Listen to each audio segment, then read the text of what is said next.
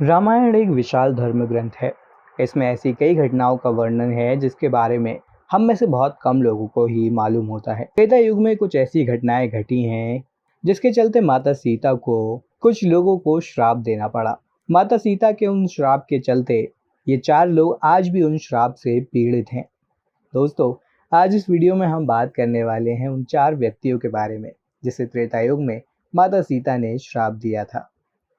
दरअसल जब राम, सीता और लक्ष्मण जी वनवास के लिए गए थे तो उनके जाने के बाद उनके पिता यानी राजा दशरथ जी की मृत्यु हो गई थी।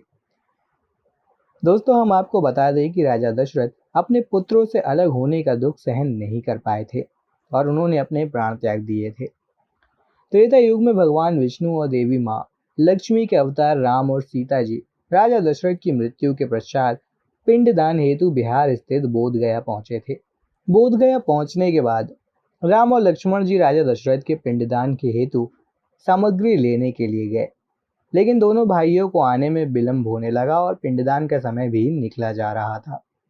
ऐसे में स्वयं राजा दशरथ प्रकट हुए और उन्होंने कहा कि उन्हें भूख लगी है और भोजन की मांग की, लेकिन माता सीता ने कहा कि उन्हें अपने दोनों पुत्रों के आने की प्रतीक्षा करनी होगी, जिससे कि वो उन्हें काले तिल और चावल भोजन स्वरूप दे सकें। लेकिन राजा दशरथ ने प्रतीक्षा करने से मना कर दिया और माता सीता से फल्गु नदी के किनारे पिंड बनाकर पिंडदान करने को कहा। ऐसे में सीता माता ने इस परिस्थिति में प्रभु श्री राम और लक्ष्मण के आने से पहले ही विधि विधान पूर्वक राजा दशरथ का पिंडदान कर दिया। ऐसे में पिंडदान करते समय माता सीता को साक्ष्य के रूप में 5 लोगों यानी कि बट का वृक्ष, गाय, तुलसी का पेड़, ब्राह्मण और फल्गु नदी ने देखा था। इसके बाद जब राम लक्ष्मण वापस आए और पिंडदान के बारे में पूछा तो माता सीता ने समय की मांग को देखते हुए कहा कि उन्होंने पिंडदान विधि विधान पूर्वक कर दिया है, लेकिन बट वृक्ष के अलावा सभी ने झूठ कहा और कहा कि माता सीता ने पिंडदान नहीं किया है। ऐसे में खुद राजा दशरथ की आत्मा ने पिंडदान की सच्चाई बताई और कहा कि सीता ने पूरी विधि विधान पूर्वक उनका पिंडदान कर दिया है और इस प्रकार माता सीता की सत्यता साबित हो जाती है। ऐसे में माता सीता ने उन 4 लोगों को दंड स्वरूप श्राप दे दिया।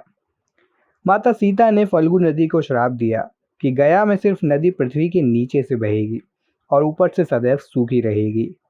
गाय को श्राप मिला कि गाय की हर घर में पूजा होगी, लेकिन उसे लोगों के झूठे भोजन ही ग्रहण करने होंगे।